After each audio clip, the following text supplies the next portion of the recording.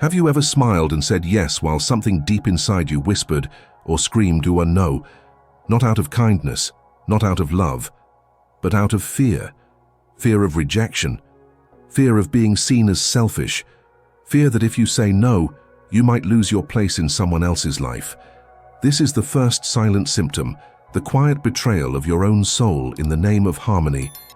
We are taught to be good, to be kind, to be agreeable, and somewhere along the way, good started to mean invisible. We trade our truth for temporary peace, but it's a peace built on inner war. Each time you say yes to something that doesn't feel right, you abandon a small part of yourself, like tearing pages out of a book that was meant to tell your story. Why do we do this? Because the world rewards the mask, the one who smiles, the one who serves, the one who doesn't make things difficult. But beneath the mask, there is fatigue. There is a weight you can't quite explain. Because saying yes all the time is a form of slow self-erasure. Jung would say this is the battle between the persona and the true self. The persona is the face we show the world, the character we play. But when the role becomes more real than the soul, we begin to vanish. Imagine this, a tree that bends in every direction the wind blows. It looks flexible, it looks graceful, but inside its roots are torn. Its center is cracking. That's what happens to us when we live for others, when we bend too far, too often. Your soul speaks softly at first, a small discomfort, a quiet hesitation, but if ignored, it becomes exhaustion, resentment, numbness. And here's the question you must face. Are you choosing kindness or are you choosing avoidance? True kindness includes boundaries. True love includes self-respect. Saying no is not a rejection of others. It's a recognition of yourself. So what if, instead of fearing conflict, you started honoring truth? What if the next time your soul says no, you listened? Because maybe, just maybe, your no is the doorway back to yourself. The greatest tragedy of the self is not rejection by others, but the abandonment of one's own truth. Are you ready to reclaim your voice? There's a kind of tiredness that sleep doesn't fix. It's not from working too hard or staying up too late. It's deeper, more haunting. You wake up already drained. Go through the day like a ghost in your own life. And when someone asks how you're doing, you smile and say, "I'm just tired." But it's not just tired. It's the kind of exhaustion that comes from pretending, from performing, from carrying the weight of other people's expectations on your back, day after day, year after year. This is the second silent symptom. Living for others costs energy, not the kind you feel in your muscles, but in your soul. Because each time you silence your truth, you burn emotional fuel, and slowly, silently, your light begins to dim. You take care of everyone else's needs. You anticipate their moods, their wants, their comfort. But when was the last time someone asked you, "What do you need?" When was the last time you asked? It's like pouring water from a cup that's never refilled. At first, no one notices, not even you.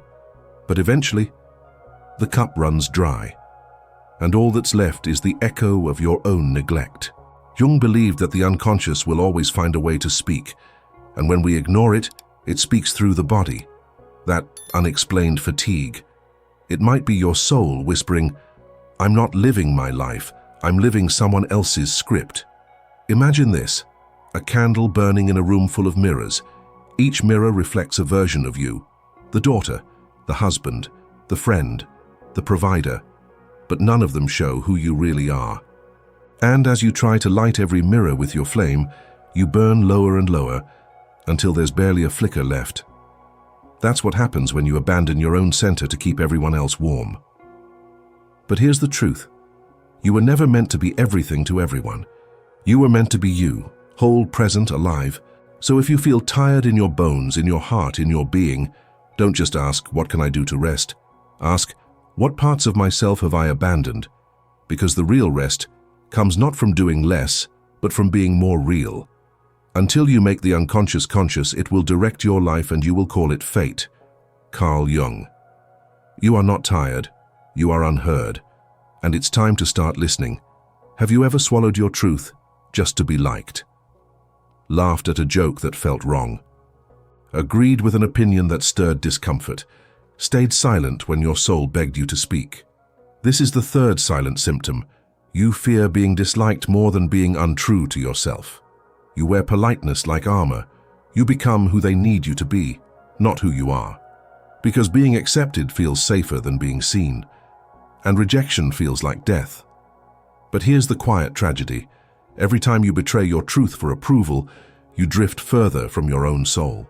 We are social beings, yes, but Jung warned us, when we mold ourselves too tightly to fit the group, we lose the spark that makes us whole, the self. The child in you learned early. Be nice, be quiet, be what they expect. Because love felt conditional. And so you adapted. You became a master of masks. But now, those masks have grown heavy. And sometimes at night, you look in the mirror and feel like a stranger. You wonder, who am I when no one's watching? Who am I when I stop performing? Imagine this, a chameleon, constantly changing its colors to match its surroundings. At first it feels smart, safe, camouflaged, but over time, it forgets what its original color ever was. That's what happens to the soul that lives only for approval. It disappears. Being liked is comforting, but being real is liberating. And yes, the price of authenticity is risk. You might lose people who only loved the mask. You might be misunderstood, but you will no longer misunderstand yourself. Here's the invitation. Dare to be disliked. Dare to tell the truth. Dare to disappoint the world, if it means no longer disappointing your soul. Because the approval of others will never heal the rejection of the self. Your visions will become clear only when you can look into your own heart. Carl Jung. So ask yourself gently, do you want to be liked or do you want to be free? Do you ever find yourself saying, I'm sorry, for simply taking up space? You bump into someone. Sorry. You share a feeling. Sorry. You ask for something small. Sorry. As if your presence is a burden. As if your needs are an inconvenience. As if being seen, heard, or held is something you must constantly earn. This is the fourth silent symptom. You carry a quiet shame, just for existing. And the world rarely notices, because on the outside you're kind, soft, accommodating, but inside there's a constant hum of guilt, a feeling that you have to apologize for being too much or not enough. You were likely taught that love had strings, that being good meant being small, that worth had to be proven, and so you shrank. You learned to smile without needs, to be helpful without complaint, to vanish emotionally so others could feel comfortable. But here's the truth no one told you. You do not need to apologize for being here. Your existence is not a problem to fix. It is a light meant to shine. Jung believed that shame buries parts of the self in the unconscious, that it creates shadows, pieces of us we disown, reject, or hide. But what if those rejected pieces were the most sacred parts of you? Imagine this. A wildflower growing in the corner of a garden, unnoticed, stepping lightly. It blooms in silence, afraid to be seen. But the truth is, its color, its scent, its life, and was never a mistake. It simply grew where no one was looking. That wildflower is you. Your softness is not weakness. Your needs are not nuisances. Your presence is not too much. It's just unfamiliar to a world that fears true vulnerability. So what if you stopped apologizing for the shape of your soul? What if you stood tall in your truth even when your voice trembles? Because you were not born to live in apology. You were born to live in integrity, whole, worthy enough. I am not what happened to me, I am what I choose to become. Carl Jung. So the next time you feel the urge to say sorry for who you are, pause, breathe, and remember, you are not a burden. You are a soul, learning, unlearning, becoming, and that is nothing to be sorry for. Do you ever feel like a different person in every room? In one place, you're cheerful and agreeable. In another, you're quiet and reserved. With some, you're the caretaker. With others, the clown. You adjust, adapt, blend in. But after a while, you start to wonder, who am I really? This is the fifth silent symptom. You lose your center because you've built your identity around being whoever others need you to be. It starts innocently. We all wear masks. Jung called this the persona. the social face we present to the world. But when the mask becomes the master, we forget who we are beneath it. You become like water, always taking the shape of the container. It seems like strength, flexibility, even maturity, but inside, there's a quiet ache. Because you no longer belong to yourself, you say what they want to hear, you laugh when you're expected to, you suppress discomfort so others feel safe, and slowly you vanish. Imagine this: a mirror in a hall of mirrors, reflecting everything but showing nothing of its own. That's what it feels like to live through the eyes of others, to be a reflection instead of a soul. And the tragedy? No one ever truly knows you, because even you don't fully know you anymore. Your favorite color isn't yours. It's what they liked. Your beliefs aren't rooted. They shift with every room. Your identity becomes a collage of other people's desires. But here's the truth. Belonging doesn't come from fitting in. It comes from standing whole in your truth. Yes, some people may drift away. Yes, you might feel exposed, raw, even lonely at first. But the cost of losing yourself is far greater than the cost of losing approval. You are not a character in someone else's story. You are the author of your own, and you were not meant to be fluid for the comfort of others. You were meant to be solid in your soul. The privilege of a lifetime is to become who you truly are. Carl Jung. So the next time you feel yourself shape-shifting, pause and ask, am I being authentic or just accepted? Because your wholeness matters more than anyone's comfort, and your truth, even if quiet, even if trembling, is sacred. When was the last time you asked yourself, what do I truly want? Not what's expected, not what keeps the peace, not what makes others proud, but what your soul aches for. This is the sixth silent symptom. You've been so busy meeting everyone else's needs, you've forgotten how to recognize your own. You move through life like a caretaker, a giver, a provider. You make sure others are okay, your partner, your children, your co-workers, your friends. But when the room grows quiet and you're alone with yourself, there's a silence that isn't peaceful. It's empty, because you've built a life filled with responsibilities, but not desires. You've learned to suppress your wants, because maybe you were told they were selfish. Maybe you were made to feel guilty for having needs. So you stopped asking, stopped dreaming, stopped listening to that small voice within. But the soul doesn't forget. It leaves clues in the form of restlessness, sadness, numbness. Not because you're broken, but because you're disconnected from your own essence. Jung taught that individuation, the journey of becoming whole, requires turning inward, listening to the quiet, often buried, truths of the self. Imagine this: a violin that has not been played for years. It still holds beauty. It still holds song. But it needs to be touched, tuned, remembered. Your soul is that violin, and your desires, they are not silly. They are not indulgent. They are sacred messages from the self, trying to guide you home. What do you want? Not for the next 5 years, not for your resume, not for someone else's validation. But in this moment, what would bring your heart back to life?